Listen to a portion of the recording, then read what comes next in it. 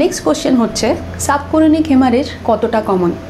বিভিন্ন রিসার্চ পেপারে দেখানো হয়েছে আমরা যদি ওভারঅল প্রেগনেন্সিকে কনসিডার করি, অর্থাৎ natural conception as well as যারা বিভিন্ন ধরনের বন্ধাত্ব ট্রিটমেন্ট যেরকম আইইউআই বা আইভিএফ দিয়ে কনসিভ করেছেন, যদি অল টুগেদার কনসিডার করা হয় তাহলে সাবকোরিনিক হেমারেজ হওয়ার ইনসিডেন্ট হচ্ছে 8 থেকে 10%, অর্থাৎ এটা কিন্তু খুব আনকমন নয়। বিশেষ করে যারা আইভিএফ প্রসেসের মাধ্যমে কনসিভ করেছেন তাদের ক্ষেত্রে সাবকোরিনিক হেমারেজের ইনসিডেন্স অনেক হাই, এবং দেখা গেছে যারা ফ্রেশ এমব্রায়ো ট্রান্সফার করাচ্ছেন তাদের ক্ষেত্রে সাবকোরিনিক হেমারেজ হওয়ার সম্ভাবনা ফ্রোজেন এমব্রায়ো ট্রান্সফারের থেকে একটু বেশি থাকে। তাহলে নেক্সট যে কোশ্চেনটা আসতে পারে সেটা হলো সাবকোরিনিক হেমারেজ হওয়ার রিস্ক ফ্যাক্টর কী কী। তো দেখা গেছে অনেক ক্ষেত্রেই, যেরকম আমি আগেও বললাম, এটা একেবারে ন্যাচারালি হতে পারে, অর্থাৎ এর কোনো রিস্ক ফ্যাক্টর খুঁজেই পাওয়া যায় না। কিন্তু বিভিন্ন রিসার্চ পেপারে এটাও দেখানো হয়েছে যদি ইউট্রাসের মধ্যে কোনো গঠনগত সমস্যা থাকে, ইউট্রাসের মধ্যে অ্যাডেনোমায়োসিস নামে কোনো সমস্যা থাকে, যদি কোনো মহিলার বারবার পেলভিক ইনফেকশনের হিস্ট্রি থাকে, যাদের 2 বা তার থেকে বেশি প্রিভিয়াস মিসক্যারেজ হওয়ার হিস্ট্রি থাকে, তাদের ক্ষেত্রে সাবকোরিনিক হেমারেজ হওয়ার সম্ভাবনা অন্যদের তুলনায় একটু বেশি থাকে।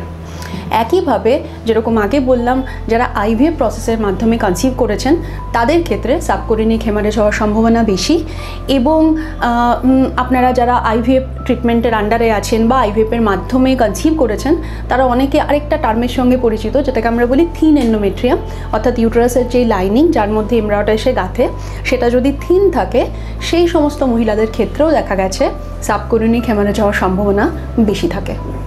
সাবকোরিনিক হেমারেজ হওয়ার আরেকটা রিস্ক ফ্যাক্টর হচ্ছে যদি গর্ভবতী মহিলার কোনো ব্লিডিং ডিসঅর্ডার থাকে বা তিনি এমন কোনো মেডিকেশন নিচ্ছেন যেগুলোতে ব্লিডিং হওয়ার টেন্ডেন্সি বেড়ে যায়, যেমন ধরুন কেউ যদি হেপারিন বা ইকোস্প্রিনের মতো মেডিসিন নিচ্ছেন তাদের ক্ষেত্রে সাবকোরিনিক হেমারেজ হওয়ার সম্ভাবনা একটু বেশি থাকে।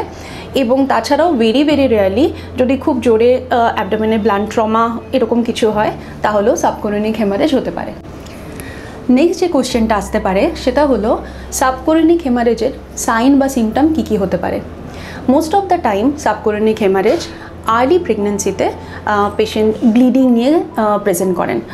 তো মোটামুটি ধরুন 7, 8, 9 সপ্তাহের প্রেগনেন্সি, হঠাৎ করে একটু ব্লিডিং হলো, এবং তখন যখন পেশেন্ট আমাদের কাছে আসেন ফার্স্ট যেই ইনভেস্টিগেশনটা আমরা অ্যাডভাইস করি সেটা হচ্ছে আলট্রাসোনোগ্রাফি, এবং আলট্রাসোনোগ্রাফিতে দেখা যায় যে সাবকোরিনিক হেমারেজ ধরা পড়ে।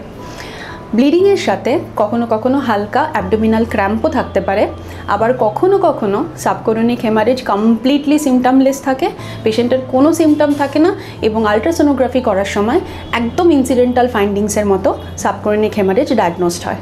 সাবকোরিনিক হেমারেজ নিয়ে অনেকগুলো মিথ আছে এবং অর্থাৎ কিনা ভুল ধারণা আছে। তো ফার্স্ট মিথ হলো অনেক মহিলার মনে হয় যে হাজব্যান্ড ওয়াইফ রিলেশন তারা করে ফেলেছিলেন বা খুব ভিগরাস এক্সারসাইজ করে ফেলেছিলেন বলেই হয়তো তার ইউট্রাসের ভেতরে ব্লিডিং হয়েছে, বাট এটা একদমই ভুল ধারণা। দেখা গেছে বা রিসার্চ পেপার দেখিয়েছে যে হাজব্যান্ড ওয়াইফ রিলেশন বা এক্সারসাইজের সঙ্গে সাবকোরিনিক হেমারেজের কোনো রিলেশন নেই। সাবকোরিনিক হেমারেজ সম্বন্ধে আরেকটা ভ্রান্ত ধারণা হলো যদি আলট্রাসোনোগ্রাফিতে সাবকোরিনিক হেমারেজ ধরা পড়ে তাহলে কমপ্লিট বেড রেস্টে চলে যেতে হবে এবং পুরো প্রেগনেন্সিটাই বেড রেস্টে থাকতে হবে। এটা একদমই ভ্রান্ত ধারণা, বিকজ রিসার্চ পেপার বলছে মোস্ট অফ দ্য কেসেসে সাবকোরিনিক হেমারেজ নিজেই রিজলভ হয়ে যায় এবং বেড রেস্টের কোনো রোল নেই।